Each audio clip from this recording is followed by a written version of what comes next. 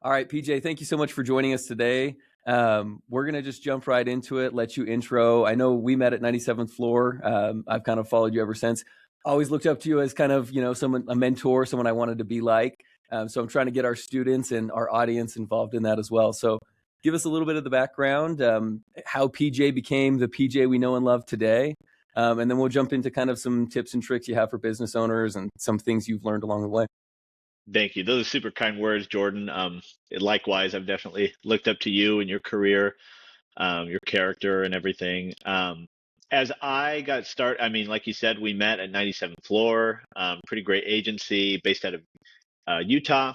And I was there for about 7 years. And like most agency stories ending, I ended up getting an offer I couldn't refuse, got poached by a longtime client, and he had a really exciting goal, and he said, I want to build the next Forbes. I was like, oh, I'm here for it, man, let's do it. We hustled that really hard for about 18, 24 months, something like that. And then ChatGPT came out, and he got pretty I'm not saying he was wrong for this, but he got kind of cold feet. I'm like, oh boy, I don't know how the written word's going to do. And then there were some other monetization aspects that I don't know if they were really executed or thought out or rolled out the way he intended it to. But within 18 months, got a site from nothing to 6 figures in organic traffic every month. Crazy. Was having a content team. It was very, very cool. But one of the things that was kind of a bummer is as that site, which was a big publisher, started, it wasn't just close the doors one day. It was layoffs. And I was told I had to let go a few of my writers and editors, which is always a bummer, but I still had a job and I still had to meet goals. And so I did turn to AI to help me fulfill content requirements. What I noticed this is probably in like 2002.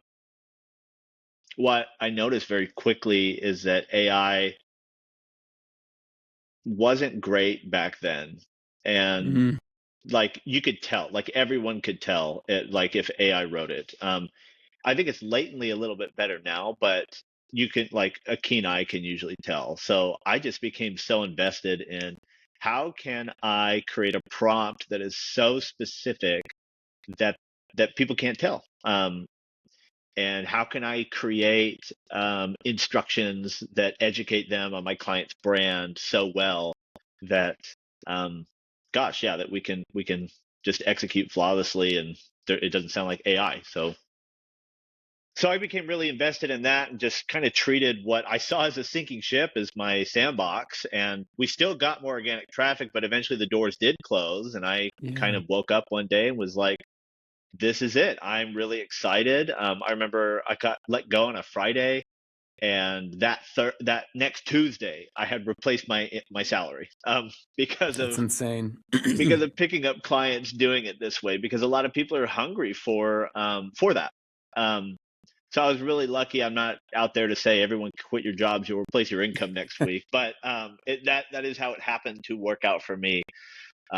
So really, really lucky to be in that scenario. And so I've been doing that ever since. I have a few longtime clients. I help people set up, systems that sometimes they say, we know how to do it. We just need a compass. So sometimes I build the architecture and let them execute it. A lot of long-term clients, I'm doing the whole thing.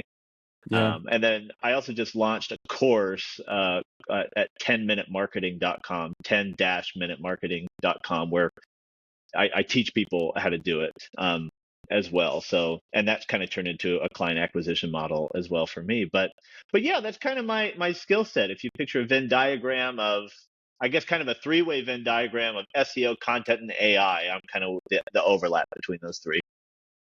Do you feel like you enjoy one more than the other? I know that SEO is kind of an evolving field and has been since the beginning of time, right? Like the algorithm constantly updating and things changing.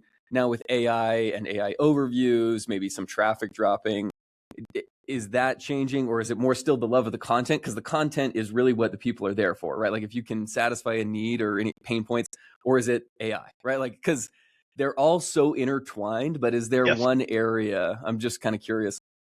I am a fan of reaching goals.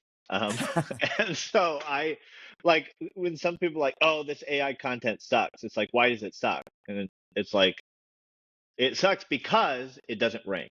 Okay, well Yeah, now we have a specific like reason for it. What if you could fix that? Would you still say AI content sucks? Oh, it doesn't convert. Okay, what if we could fix that? You know what I mean? It's yeah, just kind of like, absolutely. yeah, yeah. So I'm very much still in love with the ability to like crush goals and recover stuff. I will address the elephant in the room. Sites are losing traffic for sure. I mean, like big dogs. Forbes has lost a massive amounts Yeah. of traffic. Wikipedia has lost massive amounts of traffic. Like you and I have been doing SEO long enough to remember. Do you remember the Medic update? Yep. Oh yeah. And like, We had some big medical clients at 97th floor at the time. I remember vividly the morning coming in and being like, "Holy crap! What's like? Are we going to lose all these clients?"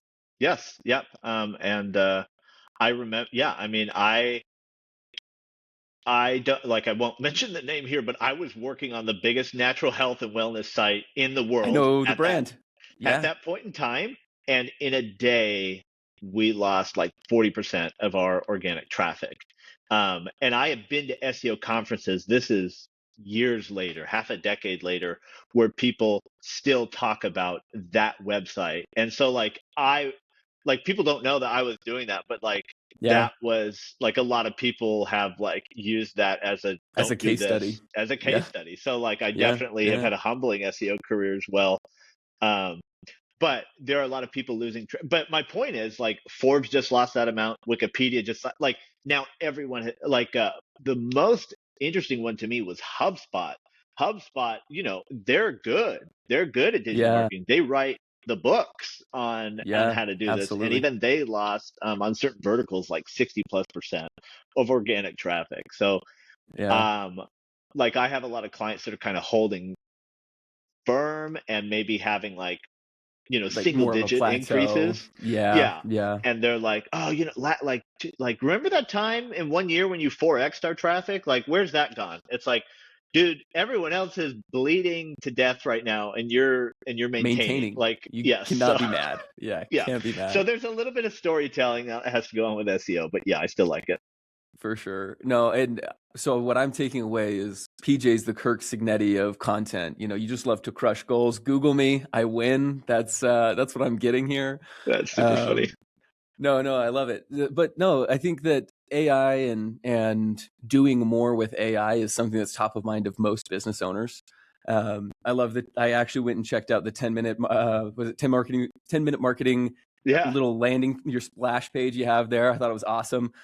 More just like stalking PJ's brain and being like, PJ's doing it. It's got to be good. So I better go see what he's got, see what I need to teach my students, right? But let's talk for like most small business owners. What do you see they're doing? Like the good, the bad, and the ugly, right? Like what are they doing? And then what should they be doing differently?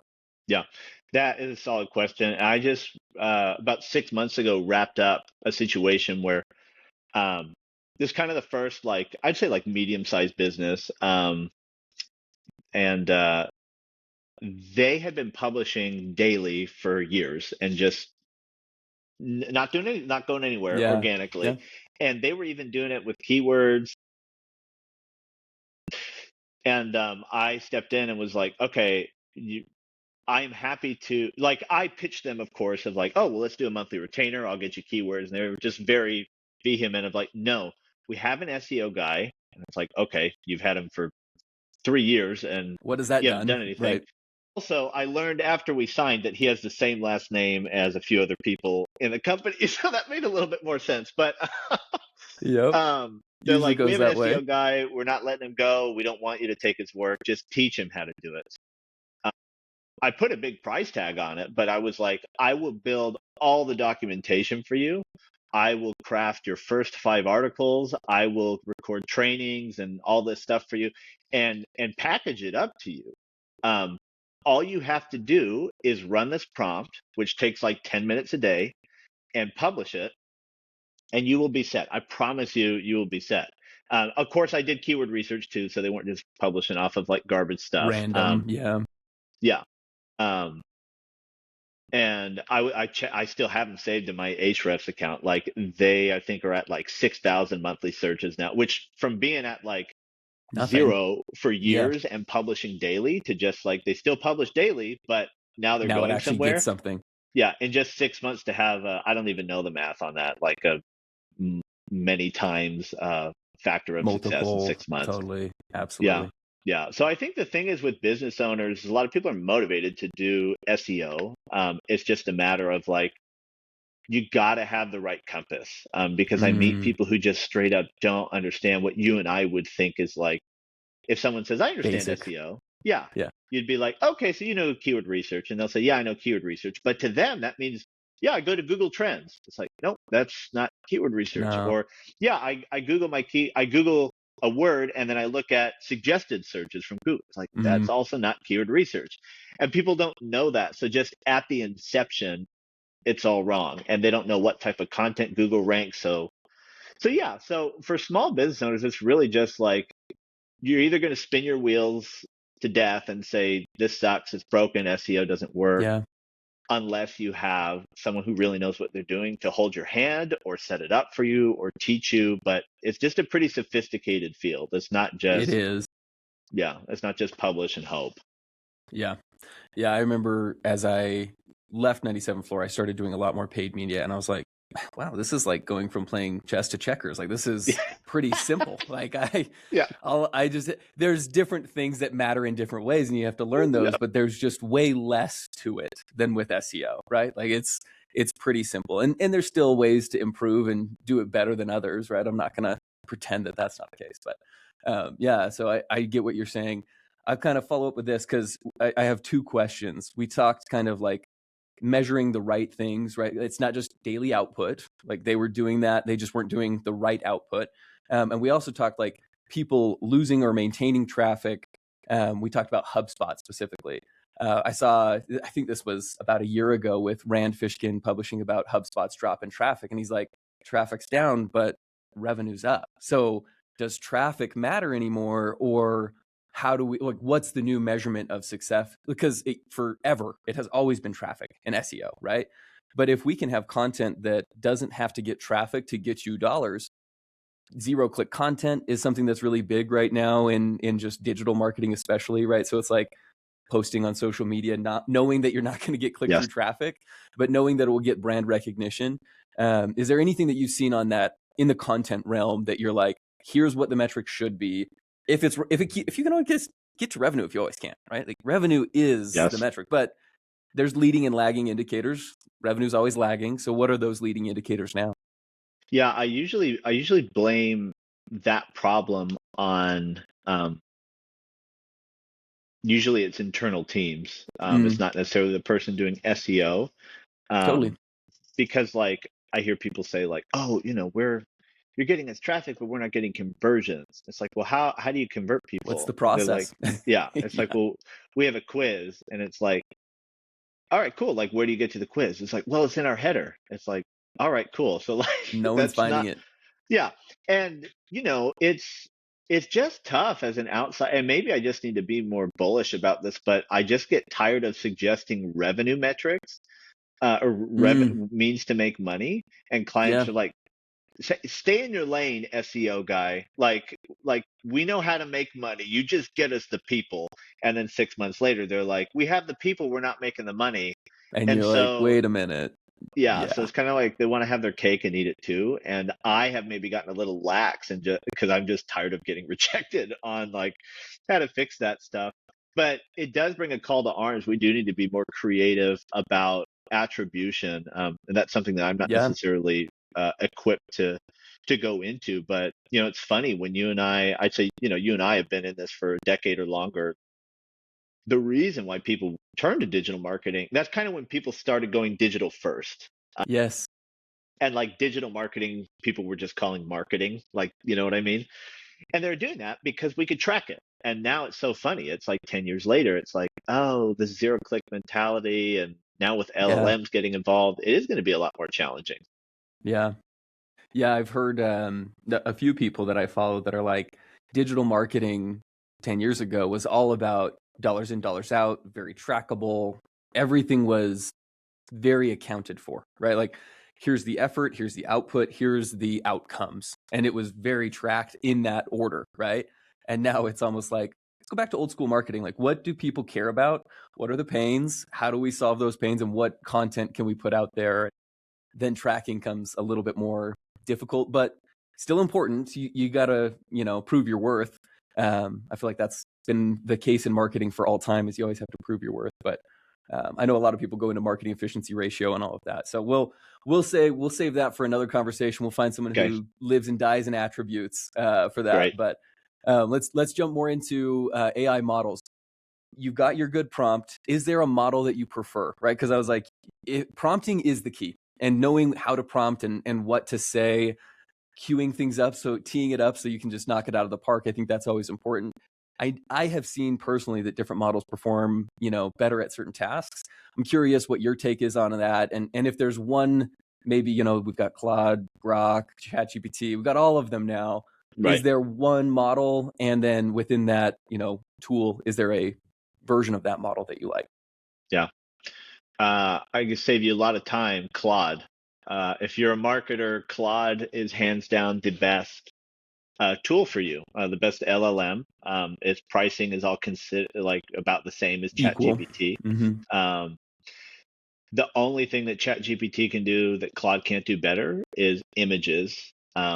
So like there are times when I dabble in ads, as like meta ads as well. And so like if I need an image mocked up, I'll go to ChatGPT to do that, and not Claude. But Claude is a much better writer, reasoner, and its context window is bigger.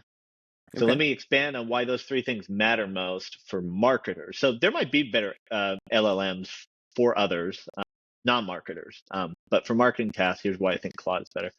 First off, it's a better writer. That's just hands down. It writes better for SEO. It writes better emails. I've used it for meta ads. It's pretty stinking good on that. And here's why it's a better writer. It's because number two is it's a better reasoner. So like I like to say, write this email funnel for me as if you were Alex Hormozy, or Russell Brunson. And it is just so stinking good at like finding them and doing that. And then its context window is bigger. So that is beneficial for me because, I do a lot of SEO writing. I have one client that is a network of pediatric chiropractors, and we are going after a lot of keywords that maybe say like Mayo Clinic is also going after. Very much a David and Goliath situation. But if you were to go to ChatGPT and say, with all the same documents and all the same prompts, hey, write me an article about XYZ, for my client, they're basically just going to look at what does Healthline say, what does Mayo Clinic say, what does WebMD say, and write the article. The problem with that is if my client is a neurologically focused chiropractor, they're going to be approaching that from a completely different vantage point. Whereas Mayo Clinic is going to say, go see a guy in a white coat and take a pill. Chiropractor is going to say something very differently. So I had to create this it's probably a series of like 10 or 15 documents that are all about our tone of voice, our training, our article anatomy. We have this framework called the perfect storm that gets applied to every single article. Constant repetitions of transcripts from our founder and stuff like that. You can put all that project in Claude and it latently just knows all of that. So you don't have to babysit it. You just say, write this article, and it knows and gets better every single time. It's like ChatGPT has projects or whatever they call it there. They have a similar product, but the context window is much bigger for Claude, and it almost always has been. And then one final plug for Claude. I'm talking about Claude's like middle model, which is Sonnet right now. Sonnet is great at writing and stuff like that. It also has Opus, which is a great writer as well. It uses a lot more tokens, but Opus is such a good reasoner. Like I just built this use case that connects Claude Opus to Ahrefs, and I've taught it my Mm, methodology of how I do keyword research. So instead of me taking an hour or two just trying to find my next month's worth of content for a client, I say, here's my client, here's our competitor, do it the way I taught you how to do it. And it just thinks for 15 minutes and then produces a spreadsheet for me of, hey, here's your 10 next, articles that you should write. that's insane.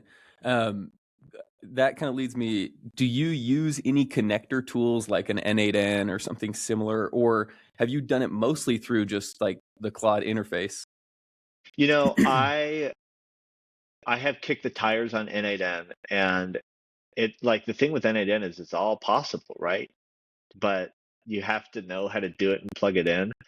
Um, and so I have kind of just been a little bit like an ostrich with my head in the sand, because it's like, oh, I'm worried if I get into that, then I'm gonna like just like dive into it and make something that is half as good. Because what's hard is the user interfaces are so much better.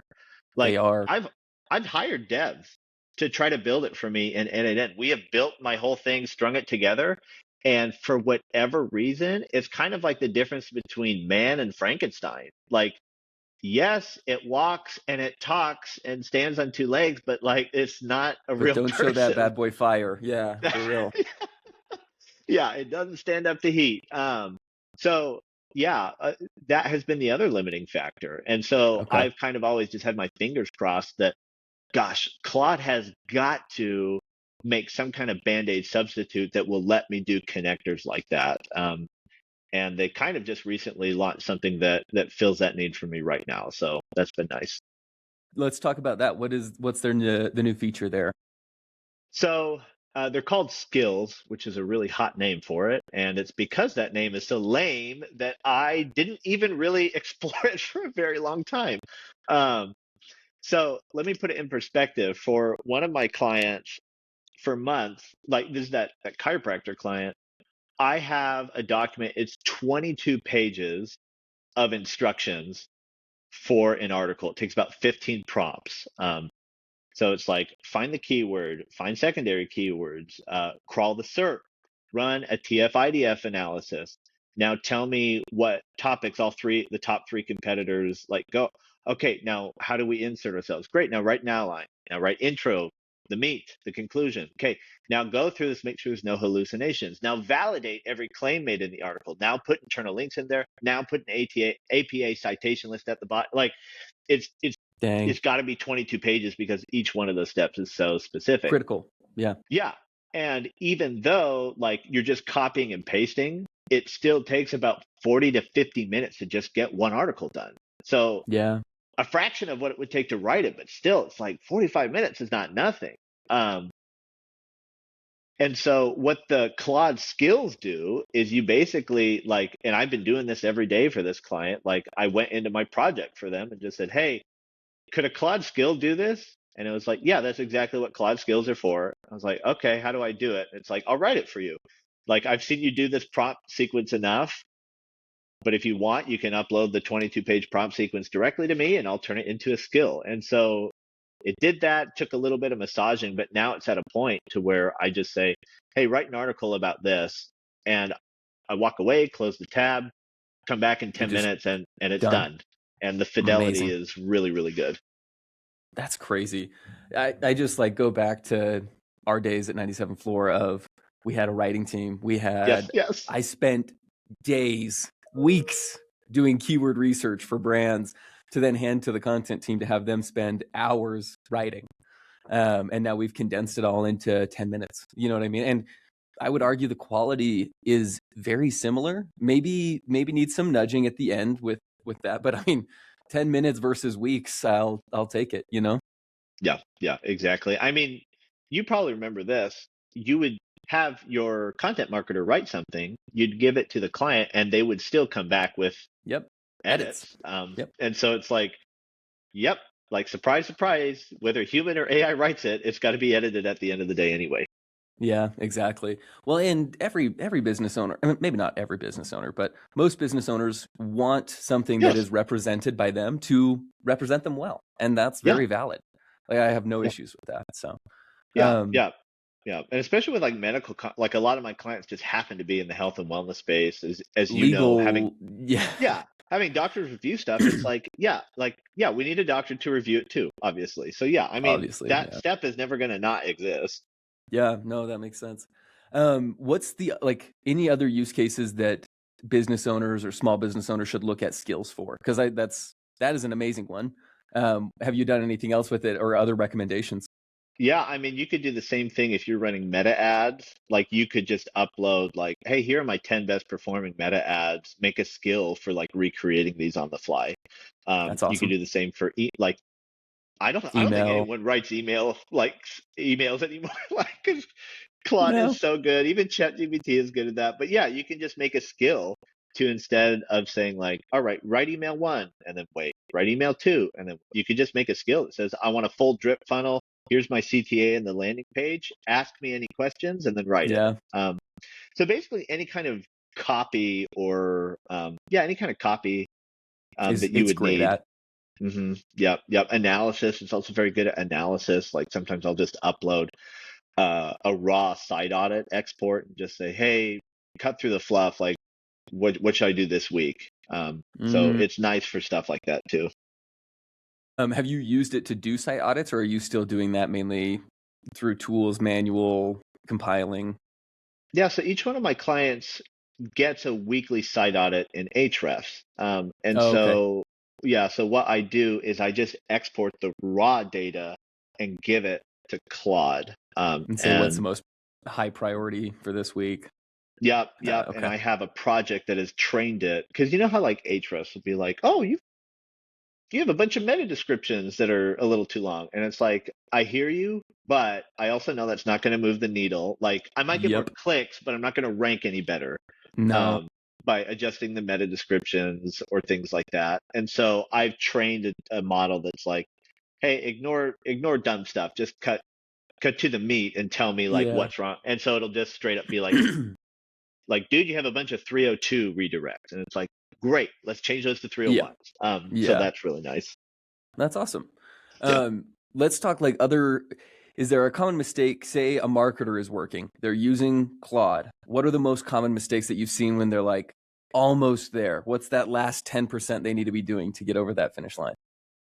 Um, they're treating Claude or any AI as if they understand what's going on in their head. Um, I think that really great managers make for really good AI prompt engineers because you have to be very specific and give really clear instructions. If you think of AI as like a somebody with a graduate level degree, they're smart, they've proven themselves, but what do they have a degree in? I don't know. Um, like so they're smart, but you have to tell them exactly everything. It's kind of like I don't know if you ever like had this, but like I had occasional interns at 97th floor who were like getting their MBA or like usually it was an MBA. Um, They're and I bachelors or something. Yeah.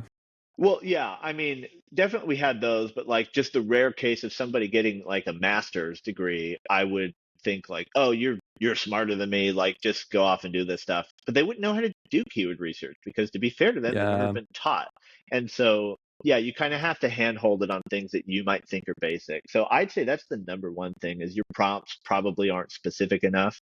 Mm. You don't give it enough examples of do this, don't do this, is another specific thing.